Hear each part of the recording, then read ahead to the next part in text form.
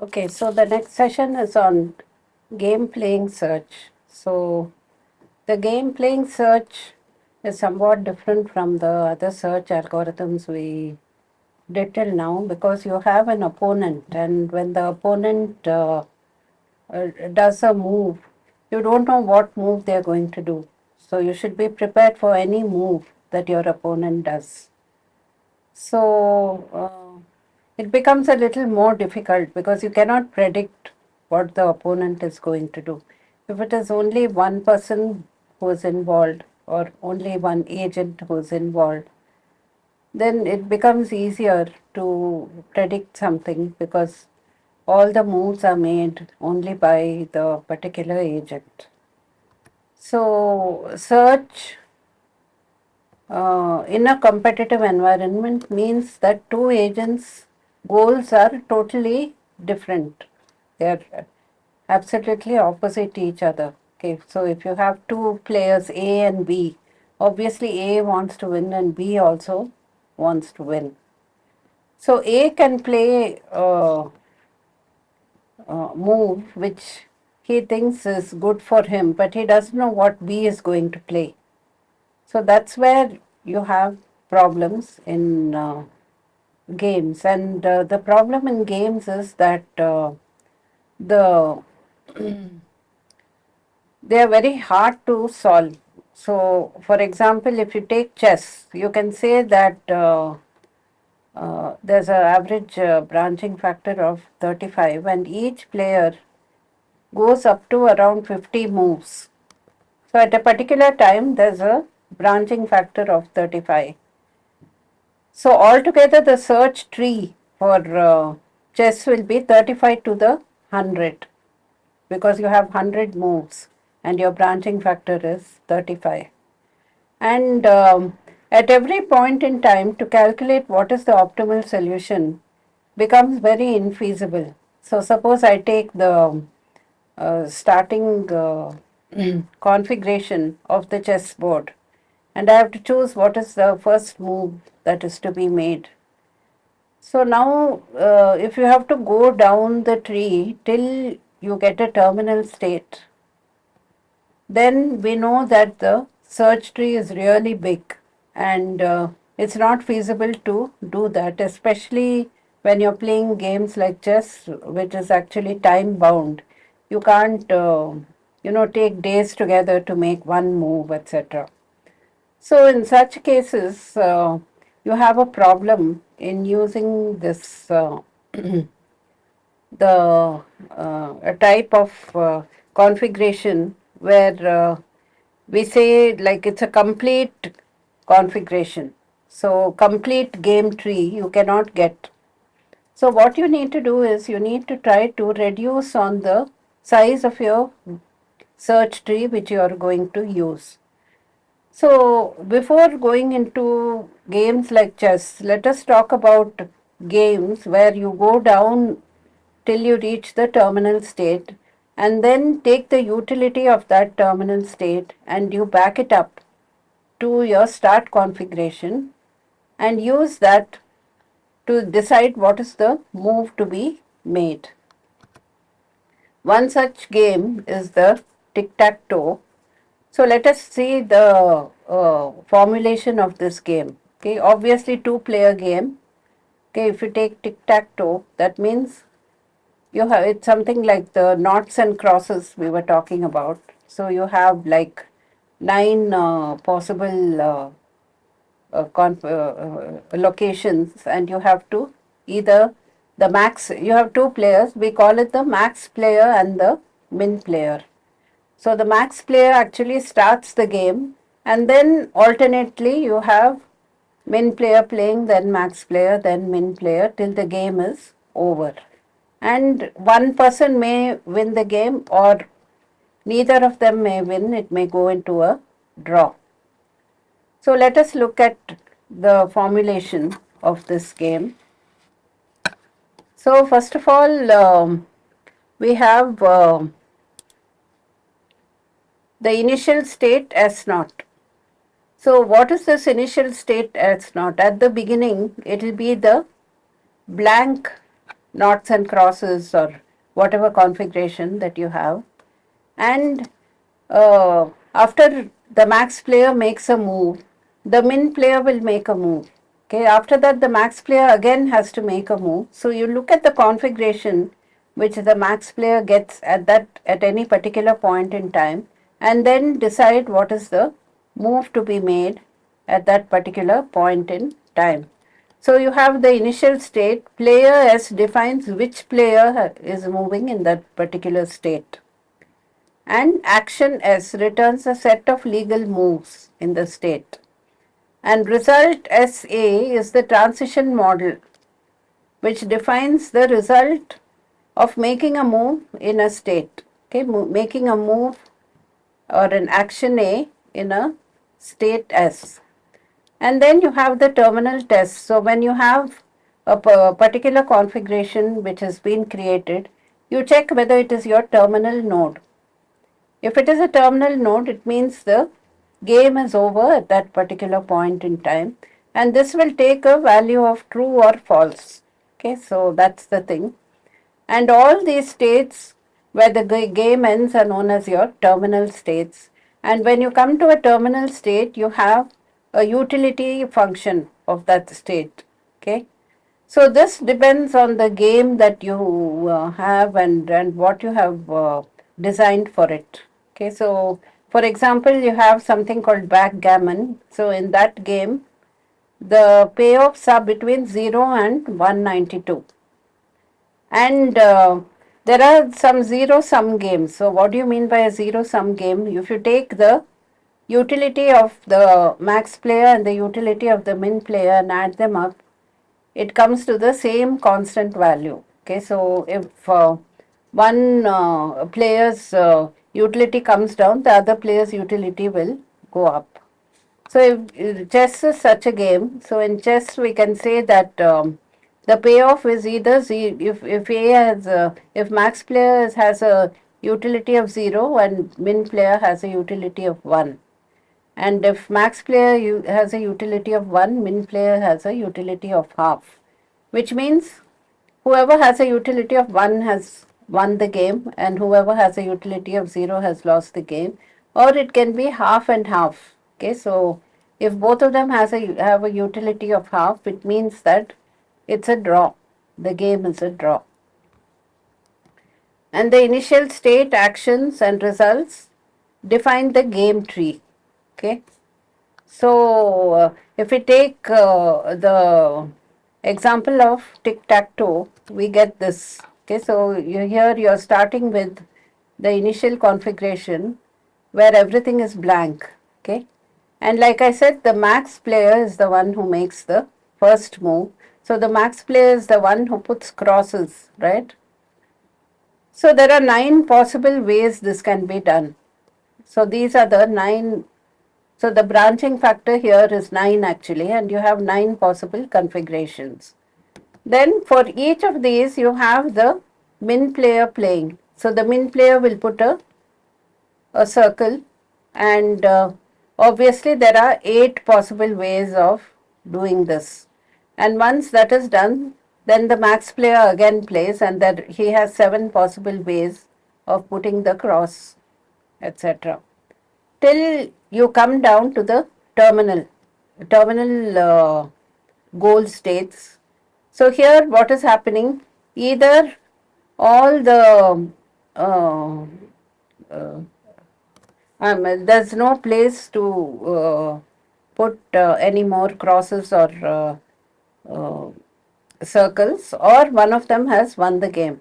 So here we can see that the min player has won this game, because here you have a 0 0 0 this way, and this one actually no one has won, but all the places have been filled, so it's a draw and you have a utility value of 0. And here you have actually the max player has won the game, so it has a utility of +1. Okay, so when the min player wins, it has a utility of -1. When the max player wins, it has a utility of 1, because we are looking at it from the point of view of the max player. So we are giving the max player suggestions on what is the move to make at this particular point in time. So like I said, at any particular point in time when max has to make a move, you start with the particular configuration. So maybe the configuration, already there are a few crosses and there are a few circles, and you're going to start with that configuration, and then you're going to go down. Okay. So let us look at one example of this. So suppose I say that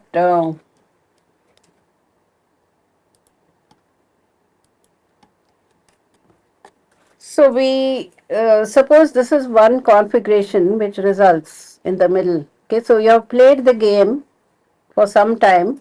Okay, then we get a configuration like this where you have three crosses like this, and you have three circles. Okay, and it's the max player who plays over here. Okay, so what is it that max player can do here? There are three possible ways that he can play. So we can get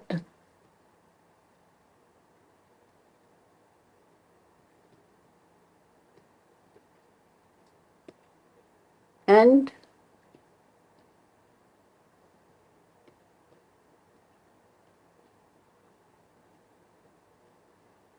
this is the second possible way, and the third possible way is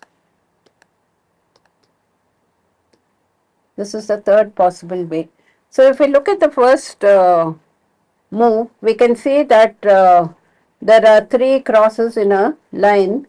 So we can say that this is a terminal node. So we can say that the game is terminated here. Okay, and it has a utility of 1 plus 1, right? Now if we look at the second one, okay, this can be again, it will give two possible methods. So here actually the min player will play.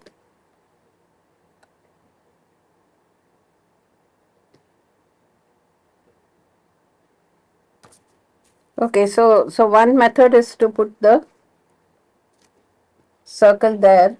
Another method is to put the circle here. So if we look at the first method, okay, we need to go further to the next level, okay, where the max player plays, and you're going to get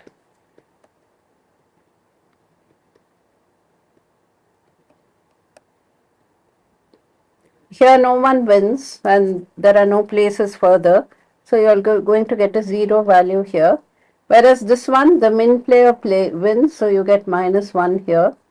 This one again, there are two methods, two possibilities.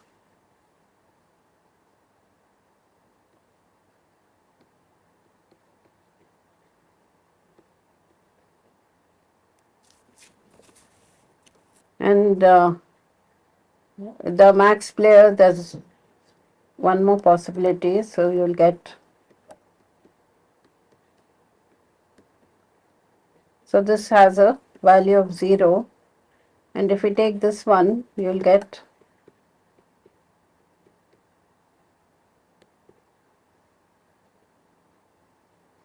and if we go further,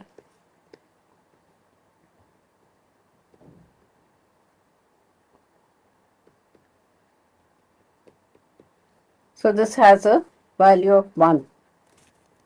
So what you need to do is you need to expand the tree till you get all the terminal nodes that are created, and you need to get the utility value for those. Then back them up. So how do you back them up? If you see the max level, you need to take the maximum of the values. So this has a utility of the 0, this will have a utility of 0, and because this is a min level, okay, you need to take the minimum of these two. So this will have a value of -1. Okay, and if we take these two, this since this is a max mean this will have a value of 0 and this will have a value of 1, and since you are taking the min level, this will have a value of 0. So if we take these three values, since it's a max level, you have to take the maximum of these three. So this will have a value of plus 1, right? And the plus 1 is because of this particular configuration. So what is the move to be made? The move to be made is got from here. Okay. So this is how the noughts and crosses actually works. And every time the max has to make a move, you need to go through this entire configuration till you come to the terminal nodes and then decide what is to be done basically. So let us look at this easy game which is provided here. Okay. So here you have a max playing and then you have min playing. So each is known as a ply. So we can say this is a game with just 2 ply. Okay. Because it goes up to a depth of 2. Okay. So this is called a game with 2 ply. So we have the max player playing, and when the max player plays, there are 3 moves for him: A1, A2, A3. Okay, so this is just some game. Okay, and then the min player, you have B, C, and D, 3 min player min nodes. Okay, from there you have moves B1, B2, B3, and from C you have moves C1, C2, C3, and from D you have moves D1, D2, D3, giving and if these are all the terminal nodes and you have the utility of these nodes. Okay, so now we can see how the values are backed up. Okay, so now when you take a min level, okay, you have to take the minimum of these values and put it to B. Okay, so the minimum of these three values is 3.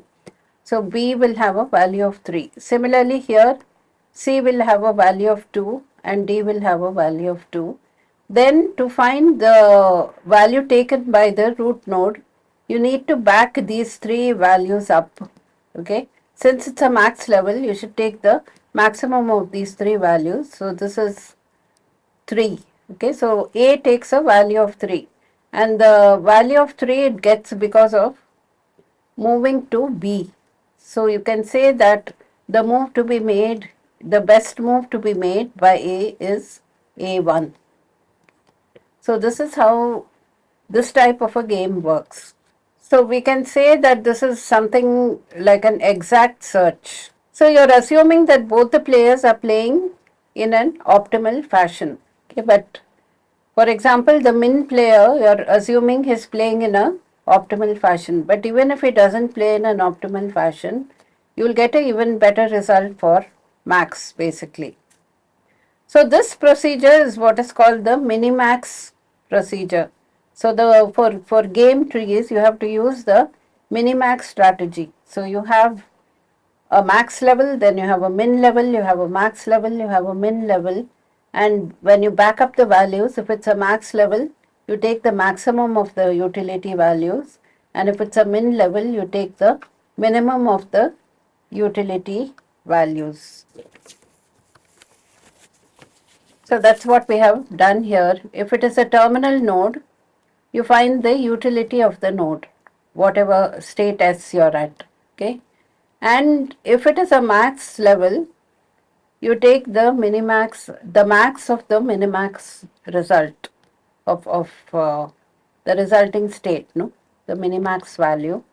And if it's a min, you take if it's a min node, you take the minimum of the minimax values for all the actions possible, right? So this is how this actually works. Okay, so this is the minimax algorithm which has been shown here. So you have the max value which returns a utility for the max, and you have the min value of a state which returns the utility value, and this is your minimax decision which is taken. And what you do, you return the uh, that particular node, okay, which you're working on, or the action which refers to that particular node. So you say that this is the best action that you can take, basically. So that's how this, um, so argmax computes the element A, okay, of set S that has the maximum value of f of A. So that is how this basically works, the minimax procedure. Okay, so let us look at the complexity of the minimax procedure that we are using here. Okay. Uh, if the maximum depth of the tree is m and there are b legal moves, okay, then the time complexity is order of b to the m. So that is quite a lot, right? It's an exponential time that is taken, and the space complexity is order of b to the m. So, which is just like the breadth first search, sorry, the depth first search, which is done. Okay. So, how does this? Uh, okay, let us see the case of three players A, B, and C. Okay, so here we have three players. First, the A will move, then B will move, then C will move, then again A will move. So here what we have is we have three values, one for each, the evaluation for player A, player B, and player C. The reason why we had only one value earlier was because it was zero sum, right? So if you know one, you know what is the other one, because it's a zero sum game, those. So here if you have vectors like this, okay, so now suppose these are your utility values and you need to back these up. How do you back this up? Because it is the player C that you're talking about. What will be this x value over here? Okay, we need to consider the vectors 1 to 6 and 4 to 3. And because we are talking about player 3, player C, it's the third value here. So the one which gives the larger value for the third value, that is the one you're going to back up. So you get 1, 2, 6 here. And here 6, 1, 2, again the larger of the third values. Similarly here you will get 1, 5, 2, and here you will get 5, 4, 5. Then you need to see it from the player B. Okay, so player B is the second value. So wherever the second value is largest, that is the one which is backed up. So you'll get 1, 2, 6. Here you're going to back up 1, 5, 2 because that is the larger of the two.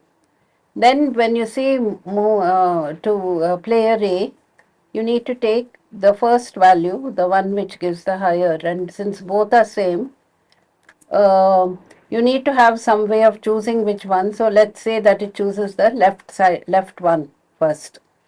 So this would be the move, okay, that is to be made here, okay, by player A. So this is the way things go on with three players, okay. So you need to have a vector over there. So here we talk about in multiplayer games, how do you look at alliances? For example, suppose C is very strong and A and B are weak. So C can actually break both A and B, okay, or do much better than A and B and destroy them, right? If you look at it from the point of view of business.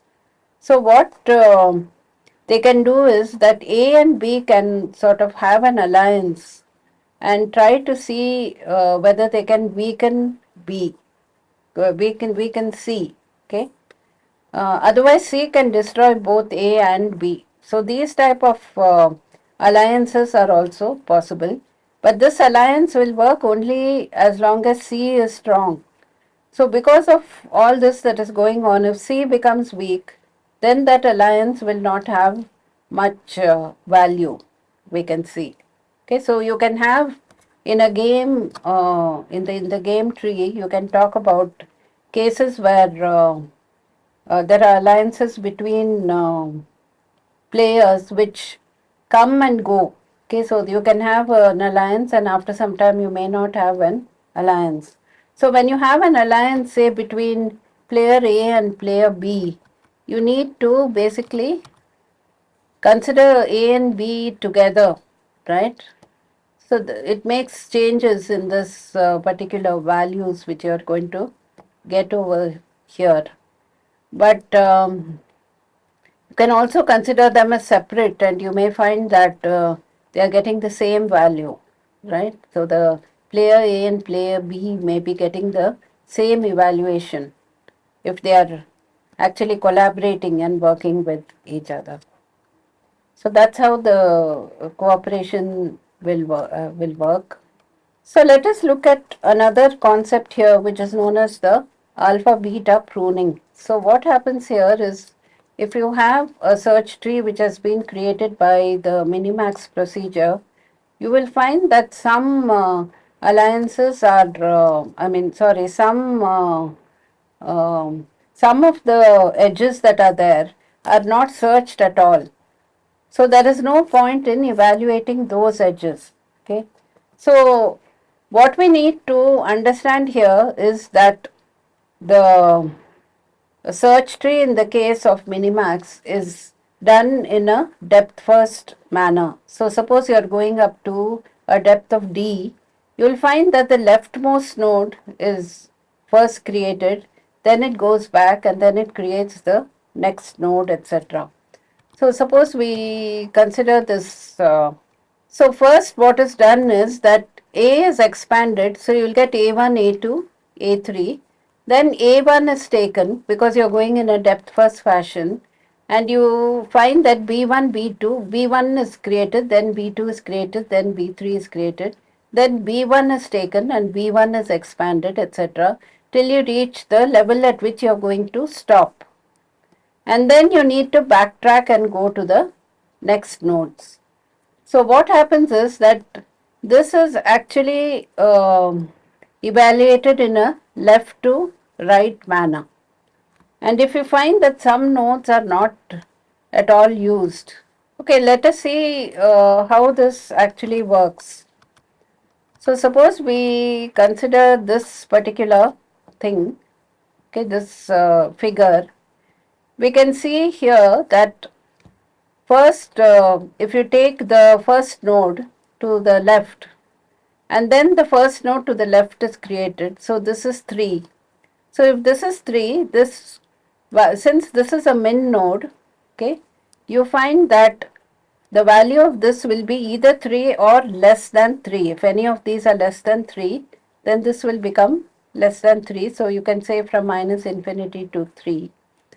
And here this would be also, as of now, 3, right? You have a value of 3 or something greater than 3 over here, okay? Now suppose the second node is evaluated. Now the second node is 12, and since this is a min layer, 12 is not going to be backed up here because you're taking the minimum value. Then the third one is evaluated, which is 8. So this will become 3. Okay.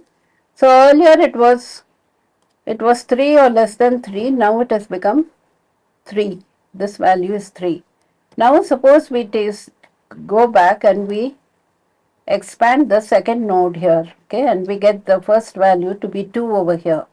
So we can say that this value is going to be either 2 or less than 2, right?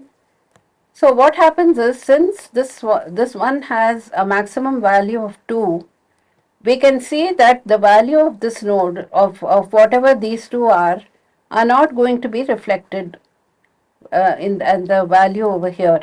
So you needn't expand these two. You can leave these two as it is, and then go on to the third one over here.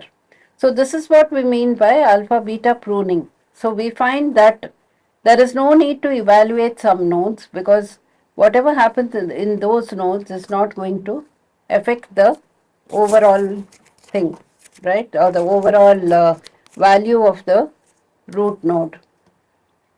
So, for example, if I take this particular tree, so first it'll find here max value of 2, then max value of 1 and this will have a value of 2. Now it goes back, okay, and then comes to this node, and then this has a value of 6, right? So since this is a max level, this is going to be 6 or greater than 6, right? But since this is already 2, this value is not going to affect the overall tree. So you can cut this tree here and not evaluate this node. Similarly, if we come to the last part over here, first this one is evaluated as 3 and this is evaluated as 4. So this becomes 4 since it's a max level. And this one will be 4 or greater than 4.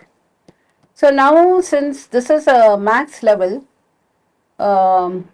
you find that the value which is going to go up is going to be 5, right? So because this will be 4 or less than 4 because you have the minimum level over here. So the rest of this tree is not going to affect your overall evaluation. So you can cut the tree over here. So this is what we mean by alpha beta pruning. We'll continue and talk more about alpha beta pruning in the next session.